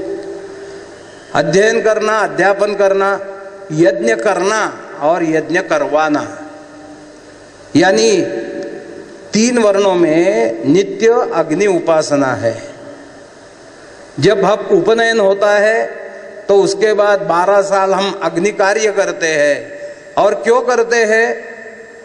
तो अग्नि कार्य इसीलिए करते हैं कि मैं गुरुकुल में गुरु के पास अध्ययन के लिए जा रहा हूं, तो हम पलस की समिधा अग्नि को समर्पण करते हैं। और अग्नि को प्रार्थना क्या करते हैं?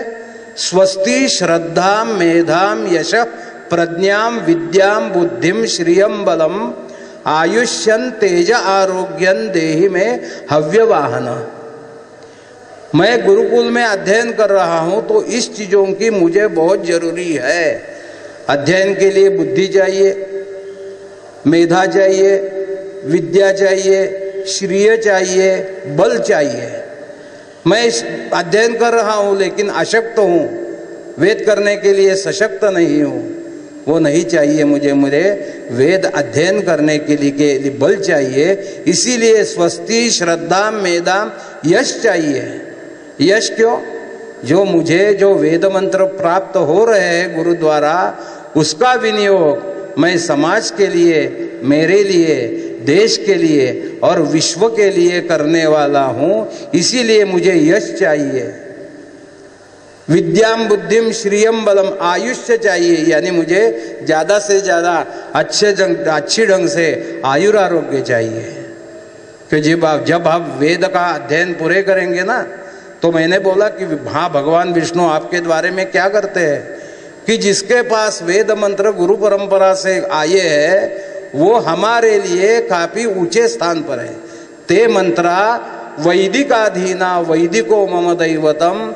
हम भगवान विष्णु की पूजा करते हैं, लेकिन भगवान विष्णु कहते हैं जिसके पास गुरु परंपरा से वेद प्राप्त हुए हैं वो मेरे लिए और ऊंचे स्थान पर है, तो हमारी जिम्मेदारी कितनी बढ़ जाती है।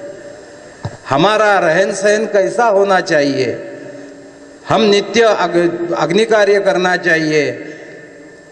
तो इसीलिए यज्ञ करना और यज्ञ करवाना, यजन याजन, हमारे लिए यजन भी करना याजन भी करना। और उसके बाद और उन्होंने तीसरा जो है दान देना और दान लेना, दान और प्रतिग्रह। प्रतिग्रह तो हमारा अधिकार ही है। हम जहाँ भी जाओ, वैदिक जब जाते हैं तो हमारे पूरे भारत में आने वाले वैदिकों को स्वागत करके, नमन करके उनको संभावना करना, ये भारत की एक बड़ी बड़ी श्रेष्ठ परंपरा है। ये हम हर जगह देखते हैं कि जब वैदिक विद्वान हमारे घर में आते हैं, किसी के घर में जाते हैं, तो वहाँ लोग हमारा स्वागत करते हैं, हमारी पाद्य पूजा करते हैं, वसंत पूजा करते हैं और उसके बाद वस्त्र दक्षिणा सब देते हैं। ये हमारी परंपरा है, लेकिन ये तो हमारा अधिकार है। लेकिन वैदिकों को दान देना भी बहुत जरूरी है, क्योंकि दान जो आता है ना, वो गुण दोष सहित हमारे पास आता है। तो इसीलिए तीसरा जो यजन याजन दान और प्रतिग्रह, ये जो षट कर्म है, वो षट कर्म का हम पालन करेंगे। और पालन करने के बाद हम जब उसका अनुष्ठान करेंगे, उसका मंत्र का विनियोग करेंगे, तो उसका जो फल है वो आएगा ही, मन में संदेह ही नहीं होना चाहिए। इसीलिए सुबह संध्या वंदन करना चाहिए, अग्नि कार्य करना चाहिए। हमारी भगवान की पूजा थोड़ी कम हो गई तो दोष नहीं है, लेकिन संध्या वंदन और पंचमहायज्ञ हमें करने ही चाहिए, क्योंकि पंचमहायज्ञ में देव ऋषि आचार्य पितृतृप्ति द्वारा, यानी ब्रह्म यज्ञ कृतज्ञता का विषय है, ये हमें करना चाहिए। और ये सब अनुष्ठान करने के बाद हम हमारी भगवान की पूजा रुद्र से हो, पवमान से हो, श्री सूक्त से हो, उस अनुष्ठान करेंगे तो और फल महत्व है। लेकिन बिना संध्या का अनुष्ठान करना, उसका कोई फल नहीं है, क्योंकि सब निष्काम कर्म है। संध्या का संकल्प है ममोपात्त दुरित क्षय द्वारा। संध्या करने के बाद फल नहीं है, संध्या करने के बाद फल नहीं है, नहीं किया तो दोष है। इसीलिए हमारे संध्या में हम कोई बदलाव नहीं कर सकते हैं। यानी सुबह तारकों का जब दर्शन होता है, उसी समय सूर्य को अर्घ्य देना गायत्री मंत्र द्वारा, ये वैदिक विद्वान और हमारे जो विद्वान बच्चों को पढ़ा रहे हैं, उनके हमारी सबकी जिम्मेदारी है। सूर्य पुराण में एक विषय आया है, सूर्य कहता है कि मेरी शक्ति, मेरा जो शक्ति है वो रहने के लिए मुझे क्या चाहिए।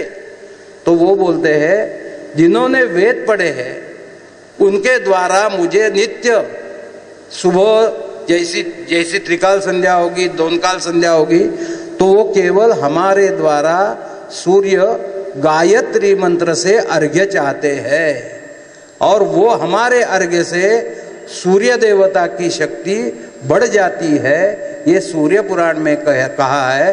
तो इसीलिए उत्तमो तारकोपेता, इस न्याय से हमें सुबह जल्दी उठकर हमें प्रातः काल की संध्या करनी चाहिए, अग्नि कार्य करना चाहिए। तो ये ब्रह्मचारी आश्रम में जो विधिवत जो अध्ययन का परंपरा है, वो हमें सब करना चाहिए। मैं ये क्यों बता रहा हूँ, इसका विषय है मंत्र कोई मामूली बात नहीं है। मैंने पहले ही कहा है, मंत्र जो है वो शक्ति का विषय है हमारे लिए और हमारे पूरे भारत यानी विश्व के जो नागरिक है, यानी जितने जीव है। जो ब्रह्म यज्ञ है ना, वो ब्रह्म यज्ञ में तर्पण करने से क्या प्राप्त होता है।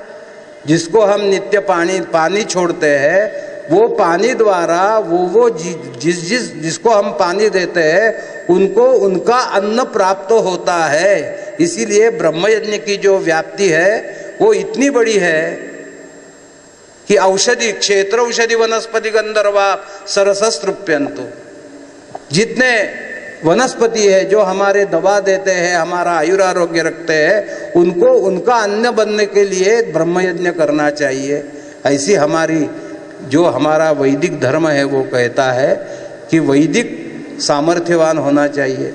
जो मंत्र का अध्ययन करते हैं, वो मंत्र का अध्यापन करते हैं, वो नित्य पठन करते हैं, वो ताकतवान होना चाहिए। इसीलिए वो अनुष्ठान करना बहुत जरूरी है। अनुष्ठान करने के बाद हर वेद मुझे शांति मंत्र है, अस्माकम सर्वेशाम संकल्प करके हम जब पठन करेंगे, जिस समय उसका विनियोग कहा है उसी समय हम अनुष्ठान करेंगे तो विश्व में वेद मंत्र द्वारा शांति आएगी ही। और जब शांति आएगी तो हमारा नित्य जीवन सुखकारक होगा। भगवान हमें बोलते हैं कि आप शांति रखो, शांति से हमें वो बल मिलता है। लेकिन शांति के लिए मंत्र पठन का जिसका अधिकार है उनको भी कोई कुछ करना चाहिए। इसीलिए जब हमारा सामर्थ्य, क्योंकि मैं बार बार जहाँ जहाँ प्रवचन करता हूँ मैं वैदिकों को, विद्यार्थियों को बताता हूँ कि आपने वेदाध्ययन किया है, परंपरागत वेदाध्ययन किया है, तो आपके पास प्रत्यक्ष वो जो गौ माता है, कामधेनु आपके पास रहती है। ये हमारे मन में आना चाहिए। किसी से धन मांगने से नहीं मिलता है। जो हमें प्रार्थना करनी है वो कामधेनु यानी गौ से करो, वो आपको सबको जितना धन धान्य है वो देगी। लेकिन हमारा विश्वास होना चाहिए। इसीलिए ब्रह्मचारी आश्रम का पालन करके हम वैदिक मंत्रों का पठन करते हैं। गृहस्थ आश्रम में जब हम जाते हैं तो उसी समय भी हमें गृह्याग्नि की उपासना करना चाहिए, क्योंकि हमारे जो कर्म है विश्व के लिए उसमें श्रौत कर्म होता है, स्मार्त कर्म होता है। स्मार्त में जब हम विवाह होता है तो विवाह के बाद हम जब वो अग्नि का हवन करते हैं, लाया होम करते हैं, वो अग्नि हमारे घर में लाकर उसके ऊपर नित्य होम करना, सूर्याय स्वाहा प्रजापतये स्वाहा, अग्नये स्वाहा प्रजापतये स्वाहा, ये आहुति देकर सायंकाल की प्रार्थना करना, शाम को और सुबह की प्रार्थना करना, ये हमारा काम है। मेरा ये मानना है कि जितना वैदिक मंत्रों में दूसरे के लिए है उतना कौन से भी धर्म में नहीं है। वैदिक मंत्रों में निष्काम कर्म का ज़्यादा महत्व है। निष्काम कर्म यानी मेरा नहीं, सबका, सभीयों का, ये वेद मंत्र कहते हैं। और इसीलिए जब हम उपयोग करेंगे तो मंत्र में सामर्थ्य होना चाहिए। इसीलिए हमें वेद ने जो आज्ञा दी है उस आज्ञा का पालन करके हम मंत्र का प्रयोग करना बहुत जरूरी है। आज ये इस पवित्र महोत्सव पर मेरे जैसे एक छोटे वैदिक को हमारे विभीषण शर्मा जी ने यहाँ निमंत्रण दिया। मेरा सद्भाग्य है कि इस पवित्र भूमि से मेरा बहुत काम हो गया है, क्योंकि परंपरागत अनुष्ठान मैंने किया है। मैं किसी जगह परीक्षा के लिए जाता हूँ तो इसी समय कोई परंपरा लुप्त हुई है, वो परंपरा कायम रखने के लिए मैंने ऋग्वेद का पुनर्मुद्रण किया। उसी कार्य के लिए बालाजी देवस्थान ने, ये तिरुपति देवस्थान ने विभीषण शर्मा द्वारा हमें बहुत मदद की। और इसी कारण हम ऐसे ऋग्वेद का निर्माण किया है, वो कोई परंपरा लुप्त हो गई थी। यानी ऋग्वेद में भी जो परंपरा है, परिभाषा है, सर्वानुक्रम है, परिशिष्ट है, वो सब लुप्त हो गए थे। वो हमने परंपरागत करने का प्रयास किया। ये कार्य के लिए इस पवित्र देवस्थान से हमें बहुत बड़ा सहयोग मिला। और वो जो हमने काम किया, वो काम के कारण ही आज मुझे ये मेरे विचार रखने का सौभाग्य प्राप्त हुआ। और ये और क्या कहना चाहिए कि हमारे पास इतनी बड़ी शक्ति है मंत्रों की। आप कम मत समझिए, वेद मंत्र की ताकत इतनी बड़ी है। जैसे मैंने बोला शांति मंत्र है, वैसे शत्रु विनाश के लिए भी मंत्र है। हमें कोई डराता है, हमारे कार्य में कोई विघ्न लाते हैं, विघ्न सामने खड़ा करता है, तो तो उसी समय ऋग्वेद में मन्य सूक्त करके 14 मंत्रों का एक सूक्त है, उस मंत्र का पठन करेंगे, उस मंत्र का अनुष्ठान करेंगे तो हमारे सामने जो विघ्न लाते हैं उनका पराजय होता है। ऐसे बहुत मंत्र है, उसका अनुष्ठान है। वो आप अनुष्ठान की जानकारी आप अपने विद्यार्थियों को दे दे कि आपको ये मैंने मंत्र सीखा है, उसका कितना सामर्थ्य है। मैं एक उदाहरण के तौर पर बता देता हूँ। पुणे में मेरा वेद भवन है। वेद भवन में 70 साल से ऋग्वेद दशक ग्रंथ की परंपरा हम सिखाते हैं। 15 साल मेरे यहाँ बच्चे रहते हैं।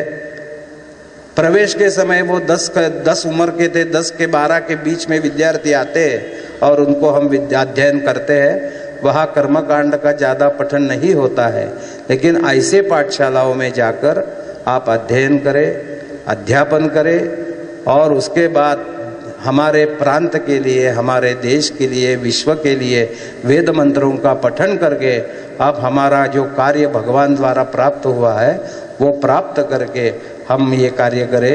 इतना विषय मैं भगवान के चरण के रख करके मैंने वारी को विराम देता हूँ। नमस्ते। వ్యాస గురూజీ గారు చాలా ప్రసన్న భావములను అభివ్యక్తీకరించారు. ఆశ్చర్యం ఏమిటి అంటే వేదము చాలా పరమ ప్రమాణమని అంగీకరిస్తూ ఉన్నారు. వేదం వల్ల భగవంతునికి జరిగేటువంటి పూజాధికములన్నీ కూడా అందుతున్నాయి, ఇంతమటికే సమాజం గుర్తిస్తోంది. కానీ ఆశ్చర్యం ఏమిటంటే వేద పండితుడు ఏదైతే అధ్యయనం చేస్తూ ఉన్నాడో అది కేవలము తన కోసం కాదు, తన సమాజం కోసం కాదు, విశ్వం అంతటికీ ఉపకరిస్తుంది.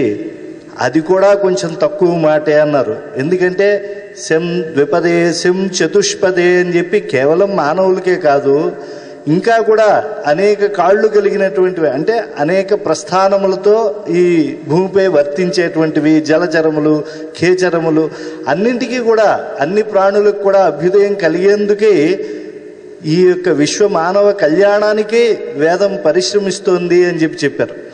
వారు ప్రత్యేకించి ఋగ్వేదాధ్యయనం చేసినటువంటి వారు అయినప్పటికీ కూడా గత 6 సంవత్సరములుగా అన్ని వేద భాష్యములను సమగ్రంగా అధ్యయనం చేస్తూ వేద పరంపర యొక్క గొప్పతనాన్ని తెలియజేయడం కోసం ఆసేతు సీతనగము కూడా వారు ప్రవచనాలను అందిస్తున్నారు.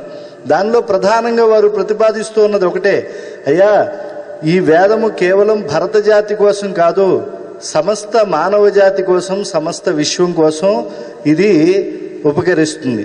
పంచభూతాత్మకమైనటువంటి ఈ ప్రకృతి యొక్క ఉనికిని ఎప్పటికప్పుడు సుస్థిరం చేసేది వేదమంత్రములే.